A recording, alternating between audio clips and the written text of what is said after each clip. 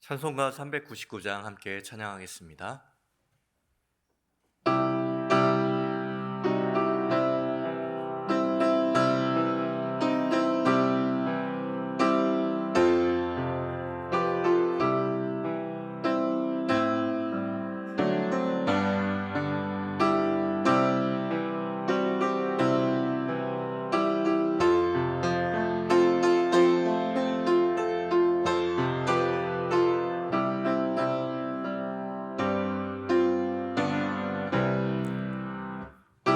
어린 양들아 두려워 말아라.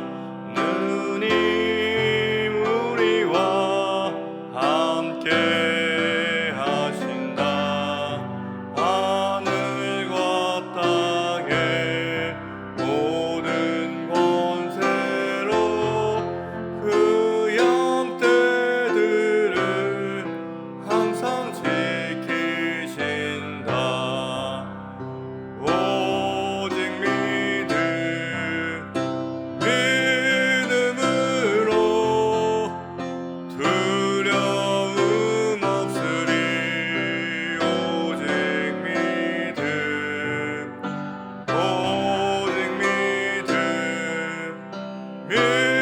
믿음으로 두려움 없으리. 오직 믿음. 어린 양들아 두려워 말아라. 그가 내 갈 길 인도하신다. 마라의 숨을 닳게 하신 주, 그 동산에서 피땀 흘리셨네. 오직 믿음으로 두려움 없으리. 오직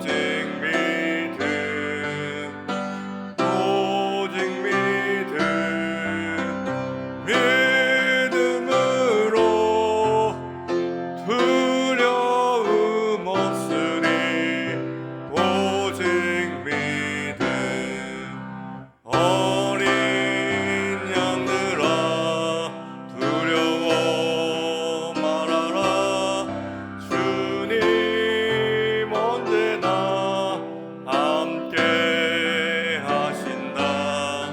고난과 역경 환난 중에도 능력의 주님 너를 지키신다.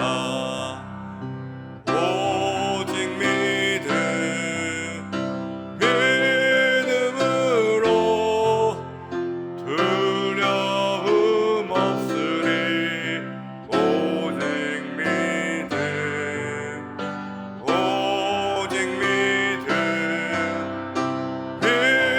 믿음으로 두려움 없으리. 오직 믿음. 함께 기도하겠습니다. 찬송의 가사처럼 우리의 목자 되신 그 주님을 따라 두려움 없는 하루, 두려움 없는 신앙생활 될 수 있도록 함께 기도하길 원합니다. 두 번째로 기도해 주실 때는 겨울 성경학교와 청년부 단기 선교를 위해서 함께 기도해 주셨으면 좋겠습니다. 이 시간들 통하여서 우리 다음 세대들과 청년들이 하나님을 만나며 또 복음에 물들어가는 귀하고 복된 시간 될 수 있도록 함께 기도하시길 바랍니다. 마지막 기도하실 때는 위임 목사님에서 함께 기도하시길 바랍니다. 위임 목사 영육간에 강건하게 해주시고 말씀과 양육과 그리고 신방 사역 가운데 하나님께서 기름 부어 주셔서 하나님께서 쓰시는 귀한 종으로서 바로 설 수 있도록 함께 기도해 주시기 바랍니다. 함께 기도하겠습니다.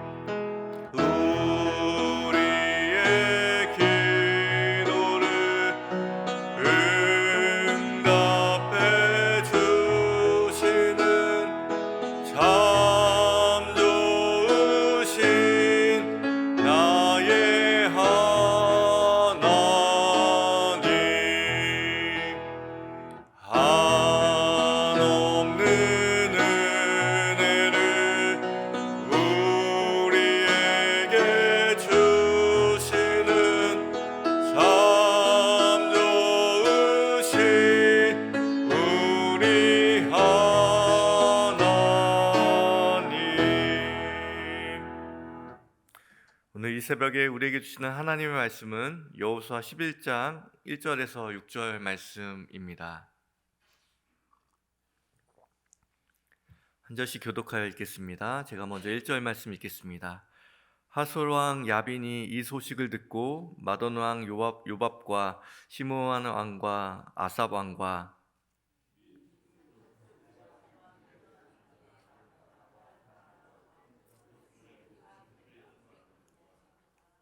동쪽과 서쪽의 가나안 족속과 아모리 족속과 헷 족속과 브리스 족속과 산지의 여부스 족속과 미스바 땅 헤르본 산 아래 히 족속에게 사람을 보내매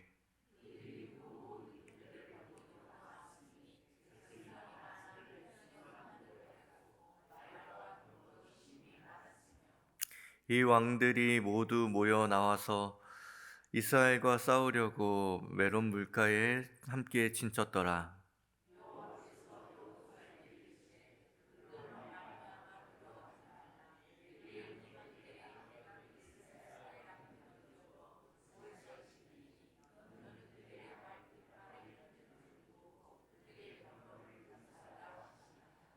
아멘. 여호수아 10장에서는 가나안 남부 5 왕들과 함께 이스라엘 백성들이 치열한 전투를 치루었습니다.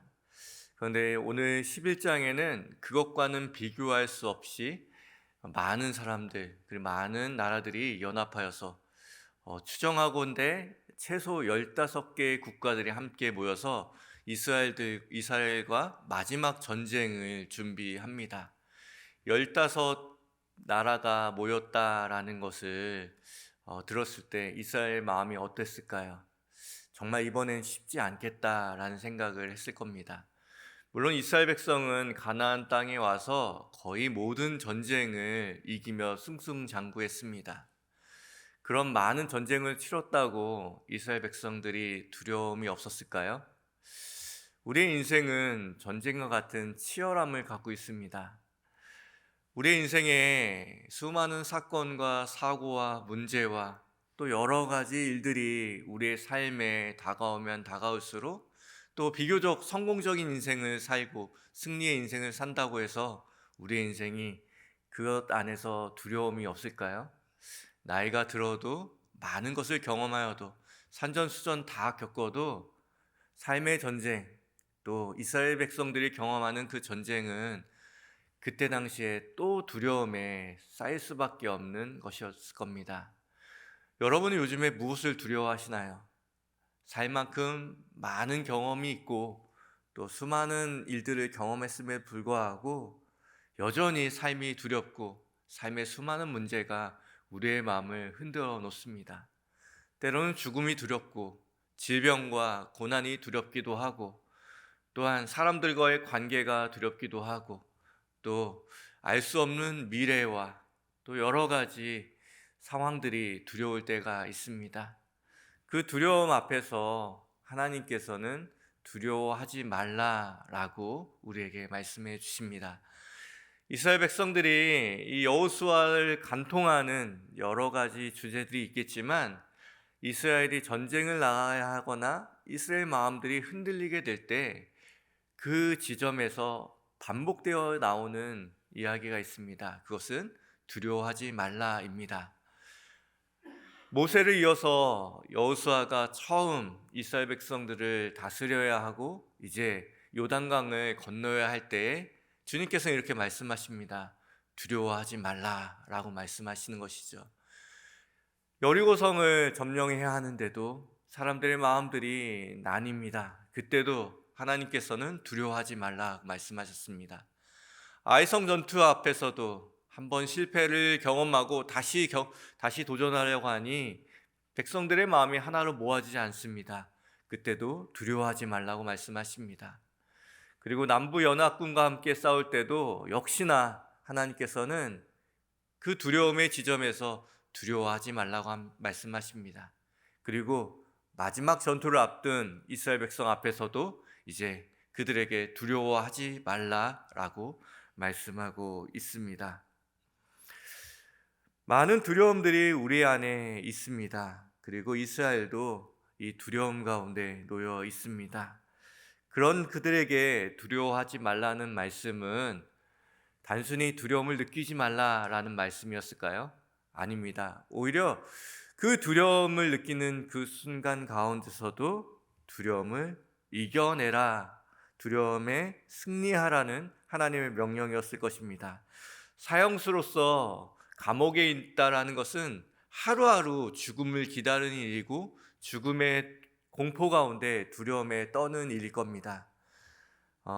남아공에 넬슨 만델라라는 사람이 그곳에서 두려움 가운데 매일매일 내가 오늘 죽을지 내일 죽을지 모르는 그 상황 가운데 이 두려움에 대해서 또 용기에 대해서 이렇게 말했습니다. 나는 용기가 두려움의 부재가 아니라 두려움을 이겨내는 것임을 배웠다. 용감한 사람은 두려움을 느끼지 않는 사람이 아니라 그 두려움을 정복하는 사람이다 라는 글귀를 본 적이 있습니다. 오늘 위기 속에 놓인 이스라엘 백성을 통해 두려움을 이기는 지혜를 여러분들과 함께 나누길 소망합니다. 첫 번째, 두려움의 실체를 정확히 알아야 합니다. 본문 4절 말씀 같이 읽겠습니다.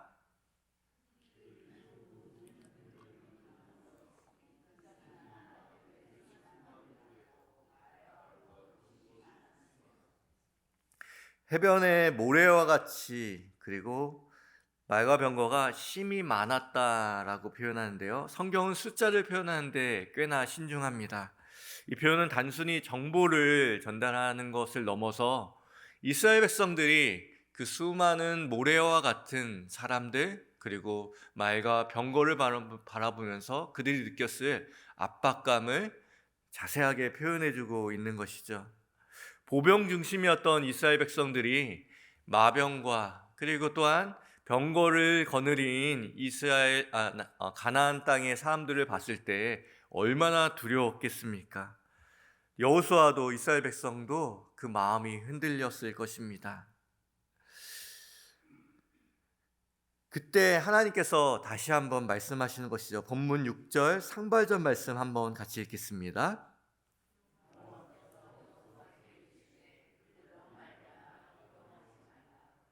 그들로 말미암아 두려워하지 말라. 두려움은 언제나 실제보다 훨씬 더 크게 다가옵니다. 특히 보이지 않을 때, 알 수 없을 때 우리에게 더욱더 크게 다가오는 것이죠. 가끔 일교차가 큰 주일이나 새벽에 교회 근처를 오면 가끔 안개가 정말 눈앞에 것들도 보이지 않을 만큼 자욱하게 깔릴 때가 있습니다. 마치 거대한 괴물이 이 도시 전체를 삼킨 것 같이 느껴질 때가 꽤 있는데요. 아마도 호수공원 앞에 있기 때문에 그 호수공원 때문에 호수의 그 물 때문에 생기는 현상일 것 같습니다. 안개가 짙게 깔리면 사람들이 앞을 보면서 운전하면서 조바심을 내며 두려움 가운데 운전하는 것을 보게 됩니다. 한 치 앞도 보이지 않는 그 안개 앞에서 사람들은 두려워하죠. 기상학자들이 말해주는 것에 의하면 우리가 거주하는 주엽동 정도의 이 지역을 안개로 뒤덮는 데는 얼마만큼의 물이 필요할까요? 그냥 작은 욕조 하나 정도면 이 지역 전체를 다 덮고 사람들을 두렵게 하고 사람들의 시야를 완전히 가릴 수 있을 만큼의 안개가 만들어진다고 합니다. 호수건 전체를 덮은 그 안개가 정말 많은 물이 필요한 것처럼 보이지만 욕조 하나면 그게 끝이라는 것이죠. 두려움의 실체라는 것이 그렇습니다. 우리의 인생을 뒤덮고 있는 수많은 두려움은 때로는 물 한 컵에 지나지 않을 때가 많은 것이죠. 그 실체가 너무 작은데도 불구하고 그것을 바라보는 우리의 시각이 삐뚤어져 있고 공포에 휩싸여 있으니 그 실체 또한 커 보이는 것은 아닐까 생각하게 됩니다. 하지만 여전히 우리의 삶을 되돌아보면 정말 많은 부분에 있어서 그 실체를 바라보지 못하고 우리는 두려움에 쌓일 때가 있습니다. 문제가 커 보이고 세상이 커 보일 때가 참 많죠. 그럴 때마다 제가 꺼내보는 성경 구절 한 구절이 있습니다. 여러분에게도 좀 소개시켜드리고 싶습니다. 이사야 40장 15절 말씀 같이 읽어보도록 하겠습니다.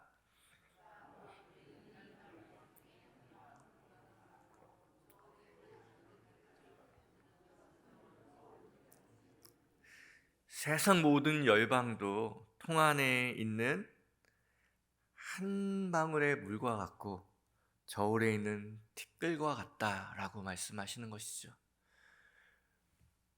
세상은 나와 비교하면 너무나도 큽니다. 그리고 문제는 불안해하는 내 마음에 비하면 너무나도 광대하죠.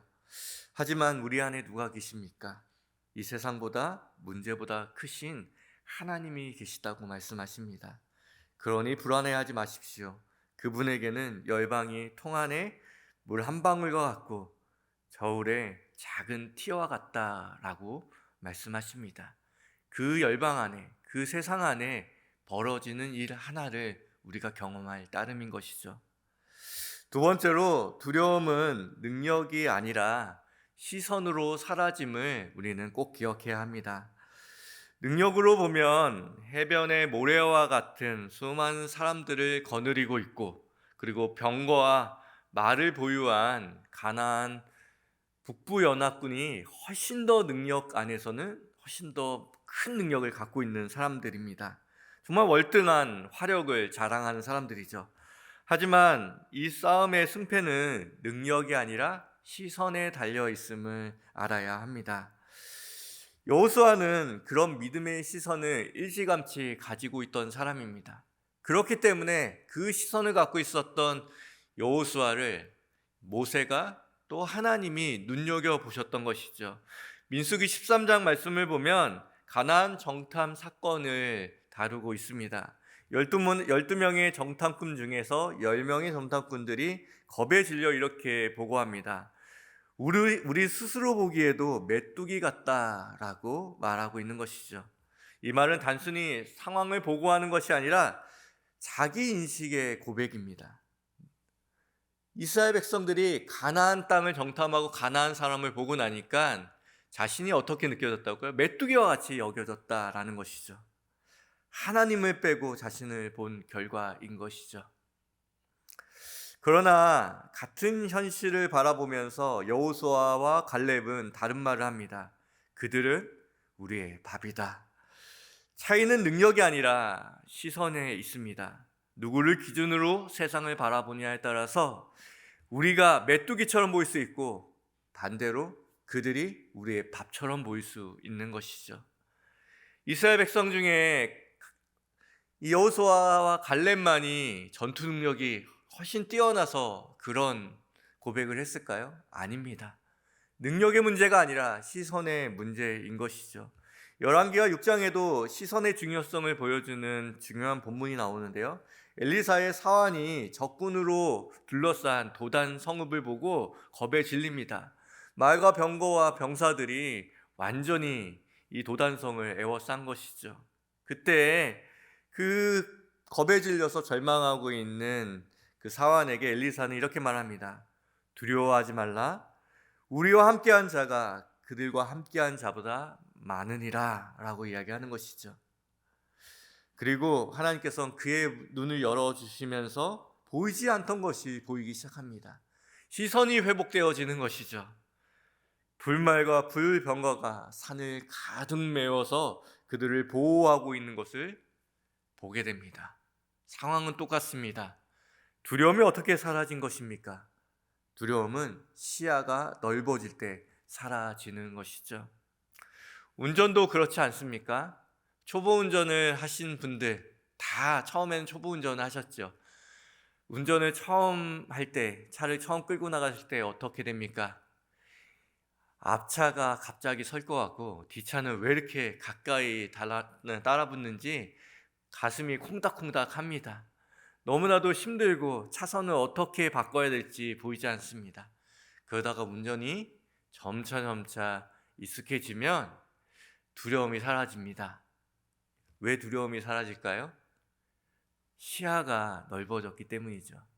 운전을 할 때 시야가 좁아지면 자꾸만 옆차가 달라붙을 것 같고 뒷차가 자신을 박을 것처럼 보여지지만 시야를 넓게 보면, 시야가 넓어지면 더 이상 두려움은 없어집니다. 운전이 조금 편하게 되는 것이죠. 우리는 시선을 넓힐 필요가 있다라는 것이죠. 이제 그 넓어진 시선으로 세상을 바라보면, 문제를 바라보면 더 이상 그 문제는 두려움의 대상이 아니라는 것을 깨닫게 됩니다. 어린 시절 63 빌딩을 보면서 야, 이렇게 높은 빌딩이 있을까 싶을 때가 있는데요. 요즘에 여의도를 지나가면서 63 빌딩을 보면 고만고만해 보입니다. 특별히 저 멀리 보이는 롯데타워를 보면 아주 자그마한 꼬마 빌딩처럼 보일 때가 있습니다. 왜 그럴까요?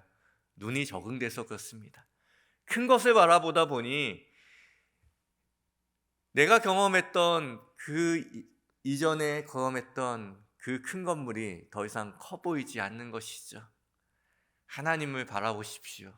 성경을 바라보십시오. 하나님이 일하시는 것을 바라보면 어느 순간 세상의 문제들이 작아 보이기 시작합니다. 그것이 능력의 일어서가 아니라 하나님의 크심을 바라보기 때문인 것이죠. 또 한 가지, 가끔 제가 어린 시절 살았던 용인을 부모님을 뵈러 갔다 올 때가 있습니다. 그럴 때에 꼭 제가 다녔던 초등학교를 지나가게 되는데요. 그럴 때마다 여러분들도 하실 법한 생각 하나를 하게 됩니다. 이렇게 작았어? 그리고 집에 오는 그 길, 어렸을 때는 30분 걸렸던 길이었는데 걸으면 10분이면 갑니다. 이렇게 가까웠나 생각할 때가 있습니다. 아직 초등학교 자녀가 있어서 초등학교에 한번 가볼 일이 있으면 책상이 이렇게 작았나 싶을 때가 있습니다. 뭐가 변했습니까? 제가 컸기 때문이겠죠. 신앙생활을 하다 보면 우리가 믿음의 장성한 분량까지 조금씩 그리스도를 따라 커가다 보면 세상의 문제도 어느새 조금은 감당할 수 있을 만큼 작아져 있는 것을 발견하게 됩니다. 두려움은 능력이 향상돼서 그 능력을 부여잡음으로 없어지는 것이 아닙니다. 집에 있는 여성분들이, 가끔 저희 집에도 여성분들이 많은데요, 소리 지르면서 엄청나게 난리 난 것처럼 저를 부를 때가 있습니다. 가보면 어린아이도 잡을 수 있을 만한 벌레 한 마리를 보고 그렇게 요란을 떠는 것이죠. 능력이 없어서 그것을 잡지 못하겠습니까? 아니죠. 시선 때문에, 그것을 바라보는 시선과 두려움 때문에 그런 것이죠. 능력이 많아진다고 두려움을 피할 수 있는 것이 아닙니다. 오히려 시선을 바꿔낼 때 그 두려움이 사라지는 것이죠. 마지막 세 번째로, 승리 이후에 하나님을 굳게 붙잡아야 합니다. 6절 후반절 말씀 같이 읽어보도록 하겠습니다.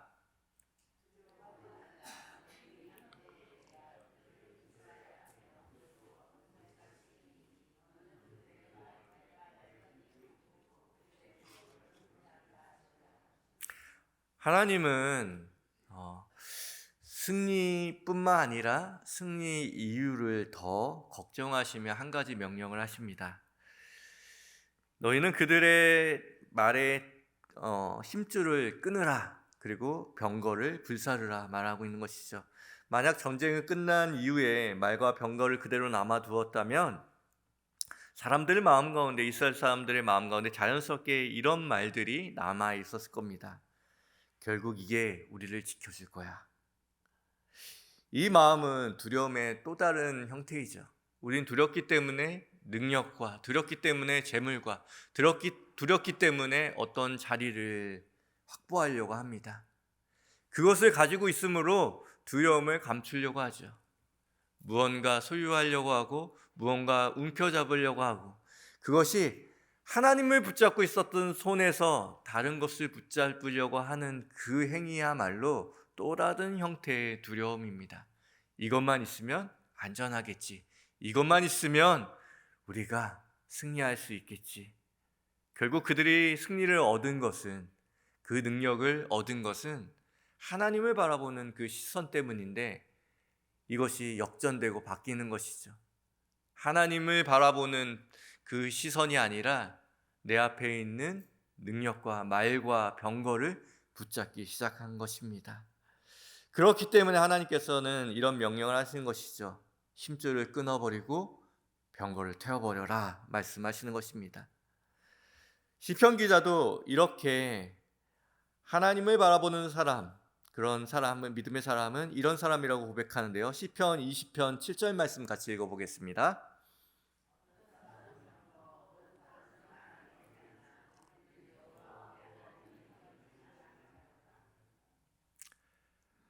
사랑하는 성도 여러분, 하나님께서 삶의 순례길 가운데 주신 능력과 재물과 또 어떤 자리와 또 수많은 좋은 것들에 눈길을 두지 마십시오. 인생의 승리는 내가 그것을 부여잡는다고 오는 것이 아니라 주님을 바라볼 때, 주님이 말씀하신 그 음성을 주목할 때에 변화가 일어나는 것입니다. 그들의 마음에는 해변의 모래와 같이 많다라는 그 두려움의 말씀이 주님의 말씀을 경청하고 주님을 바라볼 때 하나님께서는 이렇게 말씀하시는 것이죠. 내일 이맘때에는 너희가 두려움으로 상정해 놨던 모래와 같이 이 많은 사람들이 다 없어질 것이다. 하나님을 바라보는 사람, 하나님께 시선을 고정하는 사람만이 그 두려움의 유통기한을 얻을 수 있는 것입니다. 잠시 잠깐은 두려울 수 있지만 그 두려움이 사라지는 것이죠. 내일 이맘쯤이면 하나님의 가장 완벽한 그 시간이 우리에게 다가오면 그 수많은 모래와 같은 그 두려움들이 사라지는 결과를 경험하게 되는 것입니다. 하나님을 바라보지 않으면 우리 안에 있는 두려움은 한없이 유통기간이 사라지지 않는 것처럼 한없이 우리 안에 남아있을 것입니다. 여전히 물질이 없는 것이 두렵고 우리의 노후가 두렵고 우리의 건강을 잃어가는 것이 두려울 수 있지만 주님을 바라볼 때 그 두려움은 유통기간이 있을 뿐입니다. 내일 이맘쯤이면 모두가 사라질 뿐입니다. 하나님의 완벽한 시간 안에서 사라질 뿐임을 다시 한번 기억하시는 복된 여러분이 되시기를 주님의 이름으로 기원드립니다. 기도하겠습니다. 하나님 아버지, 우리는 여전히 삶이 두렵습니다. 삶에서 일어나는 수많은 전쟁과 같은 일을 경험할 때마다 작년에도 경험했던 일인데 올해도 우리의 마음 가운데 두렵습니다. 주님, 두려울 때마다 주님 얼굴 바라볼 수 있도록 도와주시고 크신 하나님을 의지할 수 있도록 도와주시고 그 주님을 따라 믿음의 장성한 분량까지 성장할 수 있도록 우리에게 인도하여 주옵소서. 능력과 우리를 보호해줄 말과 병거를 붙잡는 인생이 아니라 하나님을 붙잡는 인생 되게 하여 주시고 그 시선을 놓치지 않는 우리가 될 수 있도록 인도하여 주옵소서.